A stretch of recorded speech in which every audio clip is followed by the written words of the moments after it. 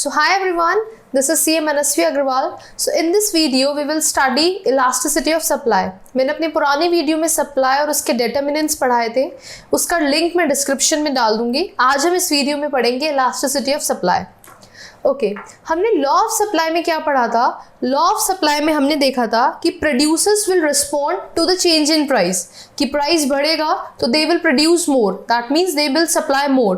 Price और supply का direct और you can say positive relation है, लेकिन हमें ये नहीं पता कि कितना चेंज होगा. दैट मीन्स कितने परसेंट से, अगर प्राइस 2% से चेंज है तो सप्लाई में कितना चेंज होगा. So that change, that degree of responsiveness को पढ़ने के लिए टॉपिक है इलास्टिसिटी ऑफ सप्लाई.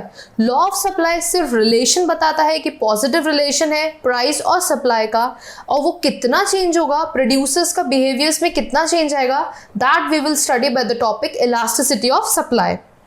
ओके तो इलास्टिसिटी ऑफ सप्लाई मीन्स क्या कि प्राइस के चेंज होने की वजह से सप्लाई में कितना चेंज है. That is simple. तो फॉर्मूला क्या बनेगा? Percentage change in the supply quantity supplied by percentage change in price. That means supply में कितना चेंज है. सपोज पहले प्राइस 10 था, 10 से बढ़कर 15 हो गया, तो यस प्राइस बढ़ा है. Due to profit motive producers will produce more and supply more. तो वो कितना और सप्लाई करेंगे, that change in the quantity supplied, वो कितना चेंज होगा, दैट इज द इलास्टिसिटी. तो change in the quantity supplied कैसे निकालेंगे हम? Original quantity minus the new quantity. तो उसी तरह चेंज इन प्राइस. तो फॉर्मूला क्या बन जाएगा आपका? Change in quantity upon change in price into price by quantity. Same formula as the elasticity of demand, but वहां क्या था? Quantity demanded by the consumers. यहाँ क्या पढ़ेंगे? Quantity supplied by the producers. So अब हम पढ़ेंगे different methods, different measures of price elasticity. Number 1 is the percentage or the proportionate method. This is same as the elasticity of demand. That means इसमें हमारा क्या formula हो जाएगा? percentage change in the quantity supplied divided by percentage change in price. Okay, that's simple. वही जो अभी हमने निकाला था, change in quantity by change in price into price by quantity. Next is the arc method. Arc method में क्या है? Arc method is same like elasticity of demand वाला मेथड. इसमें हम यहाँ पर इनिशियल प्राइस और इनिशियल क्वांटिटी की जगह क्या ले लेंगे? Average prices. दैट मीन्स हमारा फॉर्मूला बन जाएगा change in quantity by change in price P1 plus P2, that दोनों original plus the new price Q1 plus Q2. ठीक है, क्योंकि हमारा यहाँ पर कॉन्फ्लिक्ट था ना कि ओरिजिनल प्राइस अगर हमें पता ना हो कि ओरिजिनल प्राइस है, ओरिजिनल क्वांटिटी सप्लाइड क्या है, तो उससे हमारा इलास्टिसिटी ऑफ सप्लाई में अलग अलग आंसर आ सकता है. इसीलिए हमने एवरेज प्राइस ले लिया. मतलब अगर सपोज एग्जांपल से देखो, प्राइस मेरा 5 से 10 हो गया, ठीक है, क्वांटिटी सप्लाइड 20 से 30 हो जाएगी. इस केस में अगर मैं चेंज इन क्वांटिटी देखूंगी कितना आएगा? 10. ठीक है, चेंज इन प्राइस देखूंगी 5. यहाँ पर अब मुझे क्या करना पड़ेगा? पहले अगर मैं परसेंटेज मेथड लेके चलती, so I have to keep the price as initial price क्या है मेरा? 5 और इनिशियल क्वांटिटी क्या है? 20. लेकिन अब इनिशियल की जगह मुझे क्या लेना पड़ेगा? Sum of the prices. 10/5 into P1 that's 5 plus 10 और ये हो गया 20 plus 30. Okay okay next is the point and the geometric method. Point and geometric method elasticity of demand से थोड़ा डिफरेंट है. वहाँ जो हमारा पॉइंट मेथड था वहाँ था lower segment bye upper segment, but यहाँ ऐसा क्यों नहीं हो सकता? देखो, प्राइस और सप्लाई में कैसा रिलेशन है? पॉजिटिव रिलेशन है. तो supply curve is the positively sloped. ये supply curve upper positively sloped है. It doesn't touches the X axis and the Y axis पे. आपका कनेक्शन क्रॉस नहीं हो रहा है. यहाँ पर अगर आप देखो, ये क्रॉस नहीं हो रहा है एक्स और वाई एक्सिस को टच करते हुए, तो यहाँ लोअर सेगमेंट अपर सेगमेंट लग ही नहीं पाएगा. तो इसीलिए यहाँ पर जो लोअर सेगमेंट और अपर सेगमेंट वाला फॉर्मूला है वो नहीं चलेगा. यहाँ पर पॉइंट और geometric method is a different method. एक इसके दो तरीके से निकाल सकते हैं इस मेथड के through. One is the graphical, जो कि आपके लिए इतना रेलिवेंट नहीं है. दूसरा is this change in quantity upon change in price by price upon quantity. इसको जरा देखते हैं. जो ये है ना, ये डिफरेंशिएशन है, इसको अगर आप इंटरप्रेट करोगे ना, इसका मतलब क्या है कि क्वांटिटी में कितना चेंज है with respect to price, price के चेंज होने से क्वांटिटी में कितना फर्क पड़ रहा है, दैट इज दिस। इसको अगर आपको क्या, एक सप्लाई फंक्शन सपोज आपको दे दिया कि आपकी सप्लाई में ये चेंज है जो आपको क्वेश्चन में है, अगर आप इस सप्लाई फंक्शन को देखो इसका मतलब क्या है, प्राइस के चेंज होने से क्वांटिटी में कितना चेंज है। अब देखो 100 तो कांस्टेंट है, 100 में तो कोई चेंज नहीं है, प्राइस के चेंज की वजह से आपका 10 चेंज है, मतलब अगर प्राइस 2 रुपीज से भी बढ़ेगा तो 10 टाइम्स आपका सप्लाई में चेंज होगा। तो चेंज इन तो आपका इसका मतलब dq अपॉन dp कितना बैठा 10। इसका मतलब है ये फॉर्मूला आपको निकाल, इस इक्वेशन से आपको खुद देखना पड़ेगा कि प्राइस के चेंज होने की वजह से क्वांटिटी में कितना चेंज है। देखो -100 इज द फिक्स, 100 तो फिक्स है ना, प्राइस की चेंज होने की वजह से सिर्फ कितना चेंज होगा, 10 टाइम्स चेंज होगा। अगर प्राइस को 2 टाइम से चेंज करूंगी तो मेरा क्वांटिटी सप्लाइड में 10 टाइम से डिफरेंस आएगा, तो that is dq upon dp कितना हो जाएगा 10। फिर आपको इस फॉर्मूले में रख के सप्लाई निकाल लेना है। सप्लाई निकालो, लेट्स से प्राइस है आपका 15, तो सप्लाई कितना हो गया -100 प्लस 10 इंटू 15, तो सप्लाइड कितना हो गया 50। तो इलास्टिसिटी ऑफ सप्लाई का फॉर्मूला लगाओ, dq by dp sorry into p by q, तो कितना आ गया 10 इंटू 15 बाई 50, तो कितना आ गया 3। ठीक है। अच्छा एक चीज और, इलास्टिसिटी ऑफ सप्लाई कैसा आएगा, पॉजिटिव कि नेगेटिव, पॉजिटिव, बिकॉज प्राइस और सप्लाई में कैसा रिलेशन है, पॉजिटिव रिलेशन है। नेक्स्ट नाउ अब हमने इलास्टिसिटी के फॉर्मूले देख लिए तीनों, क्या क्या, परसेंटेज प्रोपोर्शनेट मेथड, परसेंटेज और you can say proportionate method, arc method and the point method, और you can say simply geometric method. अब हम पढ़ेंगे टाइप्स ऑफ सप्लाई इलास्टिसिटी। इसमें भी 5 डिग्री है, इलास्टिसिटी 1 हो सकता है, 0 हो सकता है, इनफाइनाइट हो सकता है, लेस देन 1 और greater than 1। Elasticity of supply अगर हमारा 0 है, 0 मतलब क्या कि सप्लाई में कोई चेंज नहीं है, प्राइस कितना भी चेंज हो सप्लाई में कोई चेंज नहीं है, elasticity of supply is equals to 0। और मैं फिर से वैसे ही बोलती हूँ कि मैथमेटिकली वाइज भी देख लो, फॉर्मूला क्या है, percentage change in quantity upon percentage change in price. 0 कब आता है, जब 0 अपॉन समथिंग, प्राइस में सपोज 5 से चेंज है तो क्या आएगा 0, दैट मीन्स सप्लाई में कोई चेंज नहीं हो, 0 अपॉन समथिंग इज 0, तो the change in quantity is 0, तो that is elasticity of supply is equals to 0। तो कैसा ग्राफ बनेगा इसका, यहाँ होती है यहाँ होता है प्राइस, यहाँ होता है क्वांटिटी, प्राइस कितना भी हो जाए quantity will remain the same, supply will remain same, तो कैसा बनेगा vertical, that simple, you can say parallel to Y axis.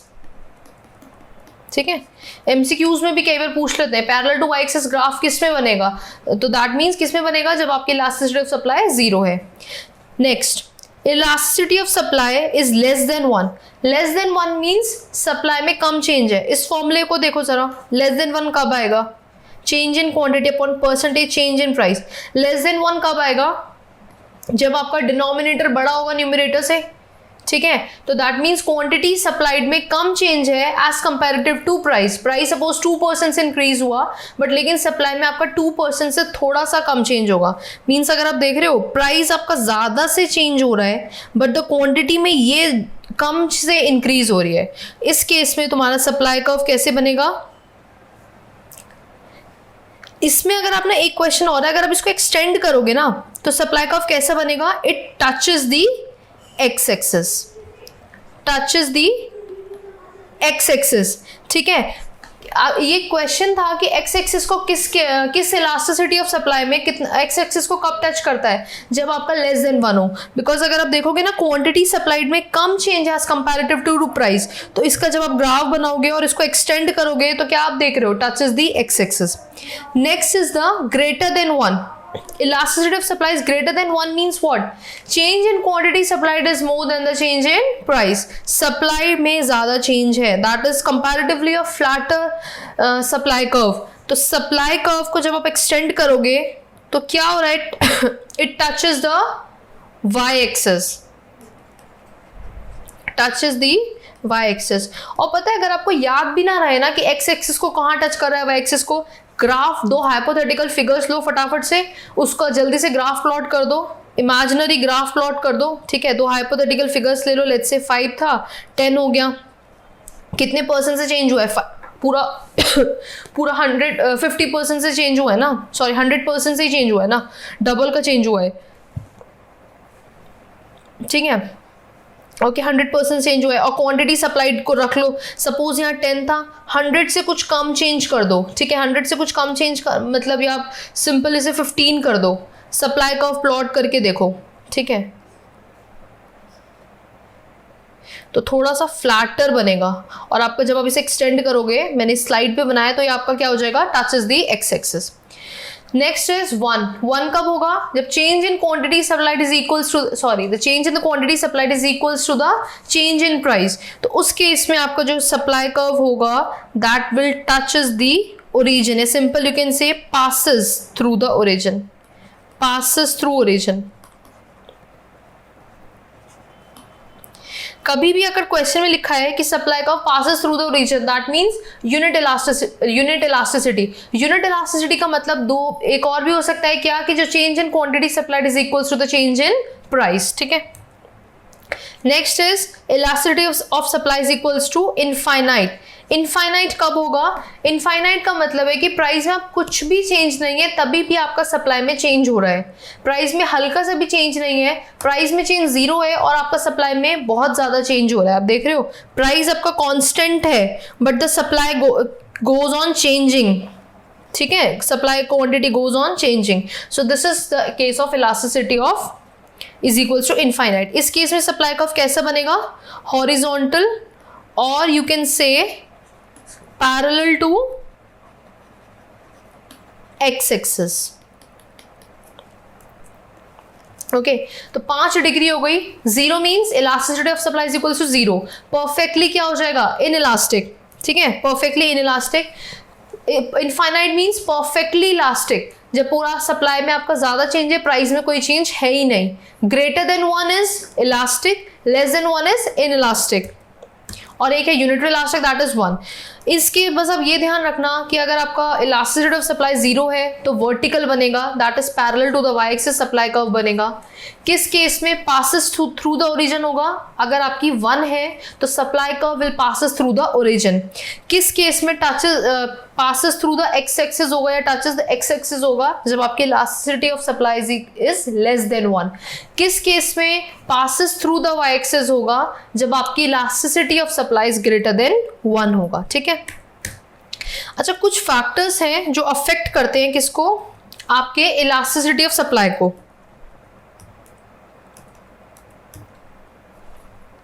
Yes, generally क्या है कि जैसे आपका नेचर ऑफ इनपुट्स यूज्ड, अगर कॉमनली यूज्ड इनपुट्स होंगे, मतलब आपको आसानी से इनपुट्स मिल सकते हैं, तो आपको प्रोडक्शन करने में कोई दिक्कत नहीं आएगी। आप जब मन चाहे प्रोडक्शन बढ़ा सकते हो, सप्लाई को इंक्रीज कर सकते हो, सप्लाई बढ़ सकती है। दैट मीन सप्लाई कैसी हो जाएगी? इलास्टिक होगी, ठीक है। अगर लेकिन स्पेशलाइज्ड फैक्टर्स ऑफ प्रोडक्शन है, आपको बहुत मुश्किल से मिलते हैं या आपको बनवाने पड़ते हैं, ऑर्डर पे मंगवाने पड़ते हैं, तो आपको सप्लाई चेंज करना थोड़ा सा मुश्किल हो जाएगा। उस केस में आपकी सप्लाई कैसी हो जाएगी? इनइलास्टिक हो जाएगी। एक है टाइम फैक्टर पे भी डिपेंड करता है supply. In the short run, it is difficult to expand the production. It is difficult to increase the supply. ठीक है, सपोज आपका कोई वीट का प्रोडक्शन इंक्रीज करना है, प्राइसेस वीट के बढ़ गए, तो क्या आप 1 महीने में या 10 दिन में अपनी सप्लाई को इंक्रीज कर सकते हो? नो। तो टाइम फैक्टर पे जनरली डिपेंड करता है। लॉन्ग रन में सप्लाई का सप्लाई या प्रोडक्शन को इंक्रीज करना ज्यादा आसान होता है। ओके, तो in the long run the supply would be elastic, in the short run the supply would be inelastic. Future price expectations, अगर आपको लगता है कि फ्यूचर्स में प्राइस इंक्रीज होने वाला है, फ्यूचर में प्राइस इंक्रीज होने वाला है, तो आप अब अपना गुड्स जो होगा वो भी अपना उठाकर स्टॉक में ही रख लोगे, बेचने के लिए निकालोगे ही नहीं। दैट मीन्स अभी क्या हो जाएगा? सप्लाई इनइलास्टिक हो जाएगा, बिकॉज फ्यूचर की एक्सपेक्टेशन है प्राइस इंक्रीज होगा, तो फ्यूचर में सप्लाई इंक्रीज होगा। In the present supply would be inelastic. And price decrease होगा मीन्स अभी फ्यूचर में लग रहा है प्राइस डिक्रीज होने वाला है, तो आप सारा का सारा कोशिश करोगे आज ही एग्जिस्टिंग प्राइस पे हम अपना सेल कर दें। तो इस केस में आपकी इलास्टिसिटी कैसी हो जाएगी? सप्लाई की इलास्टिसिटी कैसी हो जाएगी? इलास्टिक। जब भी मैं इलास्टिक या इनइलास्टिक बोल रही हूँ, तो आप चीज़ों को इंटरप्रेट करो कि इलास्टिक मीन्स सप्लाई में ज़्यादा चेंज है, change in supply is greater then the change in price, elasticity is greater than 1। कभी भी क्वेश्चन में भी एमसीक्यू भी कभी रीड करो, इलास्टिसिटी ऑफ सप्लाई का कोई क्वेश्चन है, इलास्टिक लिखा है या ग्रेटर देन 1 है, हर एंगल को इंटरप्रेट करके पूरा एक अपने दिमाग में पिक्चर बना लो कि अगर अच्छा इलास्टिक है, ग्रेटर देन 1 है, ग्राफ कैसा बनेगा, फॉर्मूला में अगर मैं पुट अप करूंगी तो क्या मेरा रिजल्ट आएगा, कि मीन सप्लाई में ज़्यादा चेंज होगा as comparative to price, then आप क्वेश्चन करोगे तो आपको बहुत आसानी से चीज़ें समझ आ जाएंगी। So that's all in this video. हमने पूरा इलास्टिसिटी ऑफ सप्लाई का मीनिंग समझा, उसकी डिग्रीज पढ़ी, उसके मेथड्स पढ़े। कोई भी डाउट या कंफ्यूजन हो, just mention in the comment box. Thank you so much.